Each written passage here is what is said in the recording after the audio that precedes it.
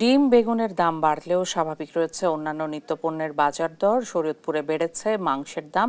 Broiler মুরগি সপ্তাহের ব্যবধানে 20 টাকা বেড়ে বিক্রি হচ্ছে 200 টাকায়। সোনালী মুরগি বিক্রি হচ্ছে 265 টাকায়। আরও জানবো সহকর্মী সাইফুল ইসলাম আকাশের কাছ থেকে। আকাশ, বাজার দর নিয়ে কি বলছেন ক্রেতারা, আর পর্যাপ্ত বাজার মনিটরিং রয়েছে কিনা জানাবেন।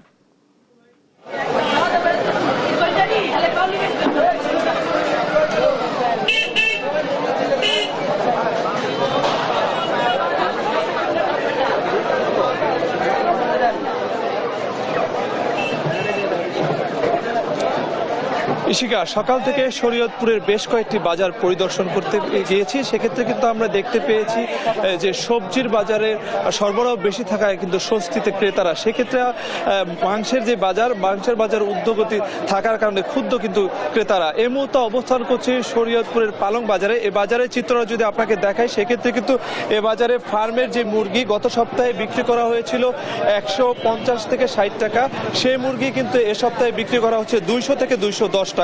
পাশাপাশি যে সোনালী মুরগিগুলো রয়েছে সেগুলো কিন্তু বিক্রি করা হতো 240 থেকে 50 টাকা দরে, সেগুলো এ সপ্তাহে বিক্রি করা হচ্ছে 280 থেকে 90 টাকা দরে। পাশাপাশি আমরা দেখতে পেয়েছি মাংসের যে গরুর মাংস, সেই মাংস কিন্তু পালং বাজারে বিক্রি করা হচ্ছে 700 টাকা কেজি দরে, কিন্তু অন্যান্য যে বাজারগুলো রয়েছে সেখানে কিন্তু 730 থেকে কিন্তু 750 টাকায় বিক্রি করা হচ্ছে।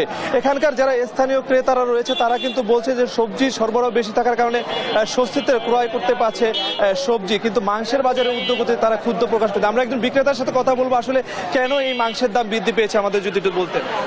খামারি দাম বেশি নিতেছে, বাচ্চা খাদ্যর দাম বেশি, এই জন্য দাম হেরা বাড়াই দিছে।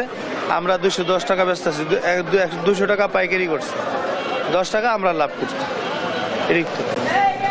জি, শুনছিলেন এখানকার একজন বিক্রেতার কথা। পাশাপাশি যারা এখানকার স্থানীয় ক্রেতারা বলছেন যে বাজার মনিটরিংটা যদি ঠিকভাবে করা হতো তাহলে হয়তো বা দ্রব্যমূল্যের দামটা একটু নিয়ন্ত্রণে আসতো। আমরা জেলা ভোক্তা অধিকার কর্মকর্তা জান্নাতুল ফেরদৌসীর সাথে কথা বলেছি। তিনি আমাদেরকে যেটি জানিয়েছে তা প্রতিনিয়তই বাজারে মনিটরিং করছেন, তবে মাংসের বাজারে এ সপ্তাহে কোনো জরিমানা করা হয়নি বলে আমাদেরকে জানিয়েছে। এই ছিল শরীয়তপুরের পালং বাজার থেকে নিত্য প্রয়োজনীয় বাজারের সর্বশেষ তথ্য। ইশিকা, একই বিষয়ে জানবো নূর ইসলাম রকির কাছে খুলনায়। রকি, এই মুহূর্তে বাজার দর নিয়ে কি বলছেন ক্রেতারা, আর পর্যাপ্ত বাজার মনিটরিং রয়েছে কিনা?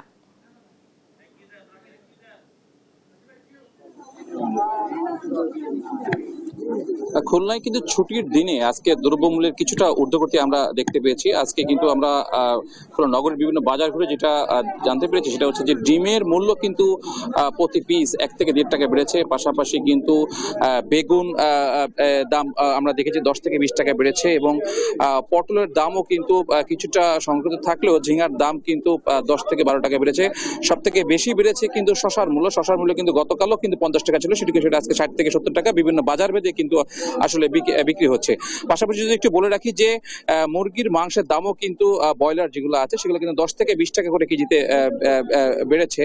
তবে গরুর মাংস সহনশীল 720 থেকে 750 টাকার ভিতরে আছে। তবে কিছুটা স্থবিরতা বা সহনশীলতা আছে, সেটা হচ্ছে আপনার আলু, পেঁয়াজ, টমেটো, লাউ সহ যে ধরনের সবজি আছে। আমরা একটু বাজার মনিটরিং এর বিষয়ে কথা বলেছি বিভিন্ন ক্রেতা এবং বিক্রেতার সাথে। শহরের যে যতগুলা আসলে বাজার হচ্ছে সব বাজারগুলোতে কিন্তু আসলে বাজার মনিটরিং ওইভাবে আসলে লক্ষ্য করা যায়নি। পাশাপাশি একটু বলতে চাই যে এই বাজার মনিটরিং ব্যবস্থা আসলে ঠিকমতো না থাকায় কিন্তু দ্রব্যমূল্যের ঊর্ধ্বগতি আসলে নিয়ন্ত্রণের বাইরে চলে গিয়েছে বলে ক্রেতারা জানিয়েছে। তবে গত রমজানের তুলনায় এই রমজানে কিন্তু আসলে দ্রব্যমূল্য বেশ খানিকটা নিয়ন্ত্রণে আছে বলে ক্রেতা এবং বিক্রেতারা জানিয়েছে। খুলনা থেকে এটা ছিল আমার কাছে সর্বশেষ সংবাদ। অনেক ধন্যবাদ রকি আপনাকে।